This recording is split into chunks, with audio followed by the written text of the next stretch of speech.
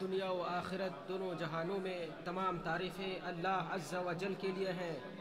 میں گواہی دیتا ہوں کہ اللہ کے سوا کوئی معبود برحق نہیں، وہ تنہا ہے، اس کا کوئی شریک نہیں، اور میں گواہی دیتا ہوں کہ محمد اس کے بندے اور رسول ہیں۔ درود و سلام اور برکتیں نازل ہوں ان پر، ان کی آل و اولاد پر اور ان کے جانثار ساتھیوں پر۔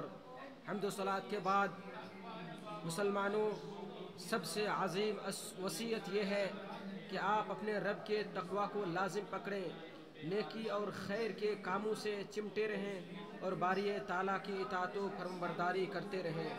مسلمانوں، دور حاضر کی شدید مصروفیات، زندگی کے دباؤ، اس کے نت نئے تقاضے و مطالبات کے وقت بہت سے لوگ اس بات کا شکوہ کرتے ہیں کہ برکت ختم ہو چکی ہے، جبکہ دنیاوی زندگی کے ساز و سامان میں اس کا ہونا نہایت ضروری اور ناگزیر ہے، تاکہ ان میں بڑھوتری ہو، اضافہ ہو اور ان کے بہترین ثمرات ظاہر ہوں۔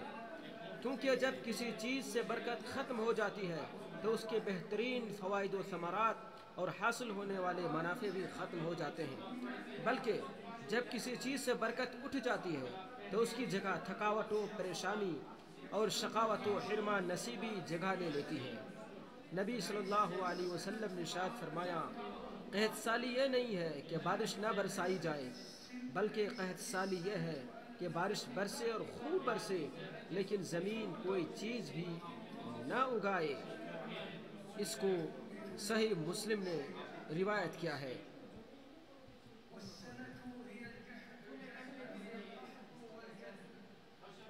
اس لیے کامیاب انسان ان اسباب و عوامل کو تلاش کرتا ہے جن سے اس کی زندگی میں خیر و برکت نازل ہو، اور اس کے حصول کے لیے وہ اپنی زندگی کے ہر معاملے میں تگ و دو کرتا ہے تاکہ منفعت میں اضافہ ہو، خیر و برکت کی بہتات ہو اور ایک خوشگوار اور بہترین زندگی نصیب ہو۔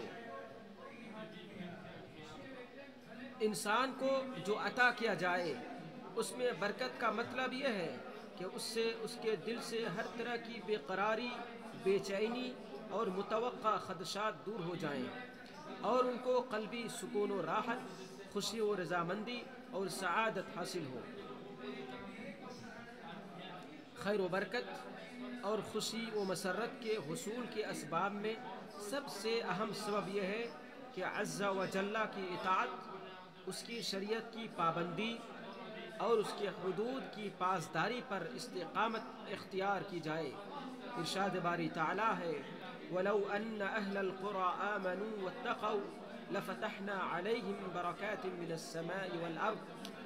اور اگر واقعی بستیوں والے ایمان لے آتے اور بچ کر چلتے تو ہم ضرور ان پر آسمان اور زمین کی برکتیں کھول دیتے۔ اسی طرح برکت کے چھن جانے کے اسباب میں اہم سبب حرام کردہ چیزوں کا بکثرت ارتکاب کرنا اور گناہوں پر اصرار کرنا ہے۔ ارشاد باری تعالیٰ ہے، ظہر الفساد فی البر والبحر بما کسبت ایدی الناس لیذیقہم بعض الذی عملوا لعلہم یرجعون، کہ خشکی اور سمندر میں فساد ظاہر ہو گیا ہے اس کی وجہ سے جو لوگوں کے ہاتھوں نے کمایا، تاکہ وہ انہیں اس کا مزہ چکھائے جو انہوں نے کیا ہے اور تاکہ وہ باز آ جائیں۔ مسلمانوں، برکت ختم ہو جانے کی نشانیوں میں سے یہ ہے کہ آج دنیا کے پاس زبردست امکانات و وسائل اور بے تحاشا مال و دولت ہونے کے باوجود وہ بڑے معاشی و اقتصادی مسائل اور مالی چیلنجز سے گزر رہی ہے اور شدید افراط زر، سخت مہنگائی اور قرضوں کے بوجھ سے پریشان ہے، اور ان ساری پریشانیوں کا سبب اکثر لوگوں کا اس ربانی منہج اور نظام سے دوری اختیار کر لینا ہے جس کو ان کے لیے ان کے خالق و مالک نے پسند کیا ہے اور اتارا ہے، اور جس کو اس نے لوگوں کی دنیاوی و اخروی سعادت و نیک بختی کے لیے اور خوشی و مسرت کے لیے راستہ و ذریعہ قرار دیا ہے۔ برکت چھن جانے کے اسباب میں سے سودی معاملات کا عام ہونا بھی ہے، جن پر آج دنیا کی معیشت کھڑی ہے اور جن کی وجہ سے بہت سارے اقتصادی مسائل اور معاشرتی پریشانیاں پیدا ہو چکی ہیں۔ فرمان باری تعالیٰ ہے، یمحق اللہ الربا ویربی الصدقات، اللہ سود کو مٹاتا ہے اور صدقات کو بڑھاتا ہے۔ مسلمانوں، آج دنیا میں لین دین اور تجارت میں دھوکہ و جال سازی کے ایسے نت نئے حربے اور شکلیں آزمائی جا رہی ہیں جن کی کوئی حد و حساب نہیں ہے، جس کی وجہ سے مختلف مالی خطرات درپیش ہیں اور مالی معاملات کساد بازاری اور تباہی کا شکار ہیں۔ نبی صلی اللہ علیہ وسلم نے ارشاد فرمایا، بائع و مشتری دونوں کے پاس بیع کو فسخ کرنے کا اختیار ہوتا ہے جب تک وہ دونوں جدا نہ ہو جائیں۔ اگر دونوں راست گوئی اور حقیقت بیانی سے کام لیں تو ان کی تجارت میں اللہ تعالی برکت ڈال دیتا ہے، اور اگر وہ جھوٹ کا سہارا لیں اور حقیقت کو چھپائیں تو ان کی تجارت سے برکت ختم ہو جاتی ہے اور برکت اٹھ جاتی ہے۔ اس حدیث کو امام مسلم نے روایت کیا ہے۔ اسلامی بھائیوں،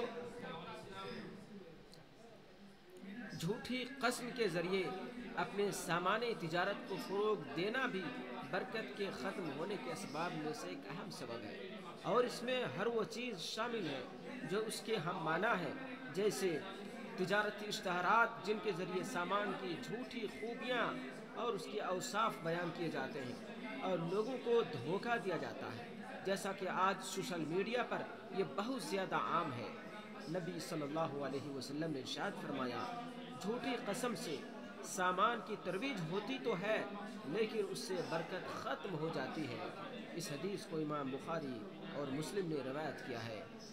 مسلمانوں، عمومی و خصوصی برکات اٹھ جانے کے اسباب میں سے ایک نہایت ہی اہم سبب عوامی مال و جائیداد پر لوٹ مار اور دھوکہ و خیانت کے ذریعے قبضہ جما لینا ہے، جس کے تباہ کن اثرات صرف اس شخص پر ہی نہیں بلکہ پورے معاشرے اور سماج پر مرتب ہوتے ہیں۔ اسی لیے نبی اکرم صلی اللہ علیہ وسلم نے ارشاد فرمایا ہے، یہ مال سرسبز اور بڑا میٹھا ہے، بس جس نے اسے دلی سخاوت کے ساتھ لیا اس کے لیے اس میں برکت ڈال دی جاتی ہے، اور جس نے اسے دل کے لالچ کے ساتھ اور حرص و طمع کے ساتھ لیا اس کے لیے اس میں برکت نہیں ڈالی جاتی، اور وہ اس شخص کی مانند ہوتا ہے جو کھاتا تو ہے لیکن سیر نہیں ہوتا۔ اس حدیث کو امام بخاری اور مسلم نے روایت کیا ہے۔ اور جب یہ حالت اس شخص کی ہے جو حرص و ہوس اور لالچ و طمع کے ساتھ لوگوں کے عمومی اموال حاصل کرتا ہے تو اس شخص کا انجام کیا ہوگا جو حرام طریقے اور غیر شرعی طریقے سے مال بٹورتا اور حاصل کرتا ہے۔ اسی طرح برکت کے ختم ہونے اور معاشرے میں اقتصادی بحران پیدا ہونے کے اسباب میں سے لوگوں کے اموال کے ساتھ کھلواڑ کرنا بھی ہے، لوگوں کے مال کے ساتھ کھلواڑ کرنا بھی ہے۔ مثلاً خریدے ہوئے سامان کی قیمت ادا نہ کرنا، قرض لے کر واپس نہ لوٹانا، یا کسی حقدار کی اجرت و مزدوری ادا نہ کرنا وغیرہ۔ نبی اکرم صلی اللہ علیہ وسلم نے ارشاد فرمایا، جو کوئی لوگوں کا مال قرض کے طور پر ادا کرنے کی نیت سے لیتا ہے تو اللہ تعالیٰ بھی اسی کی طرف سے ادا کر دیتا ہے، اور جو کوئی نہ دینے کے لیے لیتا ہے تو اللہ تعالیٰ بھی اس کو تباہ کر دیتا ہے۔ اس حدیث کو بخاری نے روایت کیا ہے۔ لہٰذا اللہ کے بندو، اللہ سے ڈرو، منہج الہی اور سیرت نبی کو اپنے لین دین، رہن سہن، بلکہ زندگی کے اپنے تمام معاملات میں لازم پکڑو۔ تم پر برکتوں کا نزول ہوگا، خیر و بھلائی عام ہوگی، اور مفید و نفع بخش فوائد و ثمرات کے دروازے کھل جائیں گے۔ اللہ رب العالمین ہم نے جو کچھ سنا اس میں برکتیں نازل فرمائے۔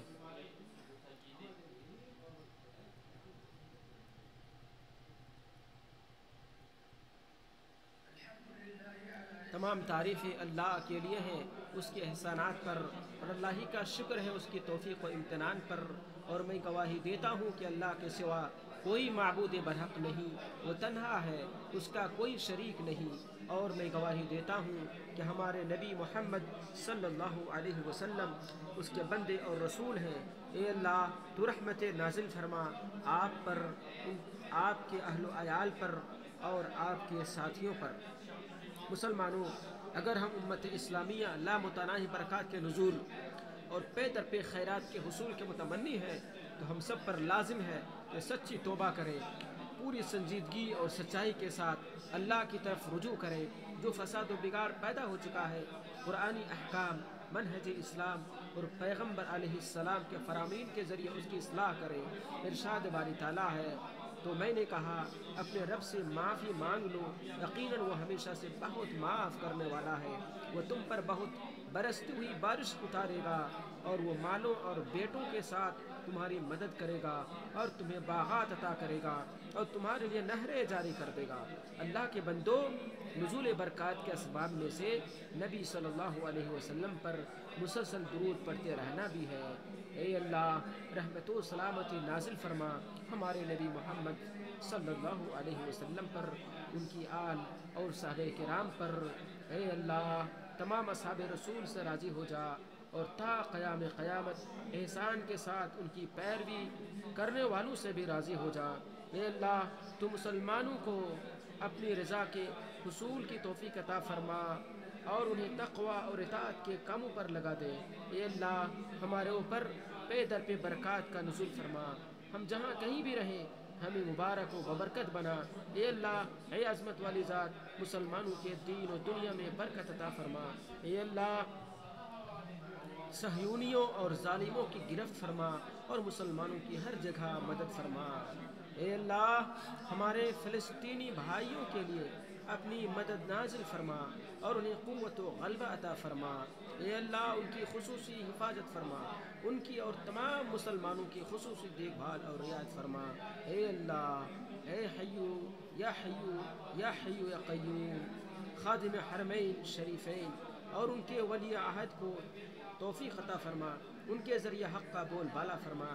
اے کریم ذات، اے اللہ، مسلمان مرد و خواتین، مومن مرد و خواتین سب کی مغفرت فرما۔ اے اللہ، باران رحمت کا نزول فرما، ہم پر بارش نازل فرما۔ اے اللہ، باران رحمت کو نزول فرما۔ اے اللہ، ہمیں بارش کی نعمت سے نواز۔ اے اللہ، باران رحمت کا نزول فرما۔ اے اللہ، تو رحمان ہے، تو رحیم ہے، تو مغفرت کرنے والا ہے، تو نعمتیں عطا کرنے والا ہے۔ اے اللہ، رحمت و سلامتی اور برکت و نازل فرما۔ اے اللہ، بارش نازل فرما، ہمیں نا امید اور مایوس نہ کر۔ اے اللہ، بارش نہ فرما۔ اے اللہ، رحمت کا باران رحمت نازل فرما، بارش نازل فرما۔ اے اللہ، ہمیں بارش عطا فرما۔ اے اللہ، باران رحمت کا نزول فرما ہم پر اور تمام مسلمانوں پر۔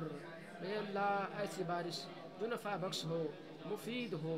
اے اللہ، رحمت، سلامتی اور برکت نازل فرما اپنے بندے اور رسول محمد پر، اور تمام تعریفات تمام جہانوں کے پالنہار اللہ رب العالمین کے لیے ہیں۔